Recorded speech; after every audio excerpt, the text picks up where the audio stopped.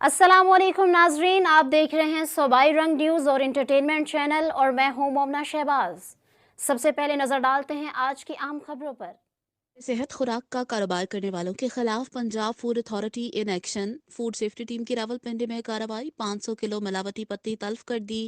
DG food authority के मुताबिक खुफिया इतलात पर बोकरा रोड पर गोदाम के खिलाफ कार्रवाई की गई। फूड लैब भेजे गए नमूनों में मुजर सेहत अज्जा की आमेजिश पाई गई थी। तल्फ की गई पत्ती की मालियत तकरीबन 8 लाख रुपए बनती है।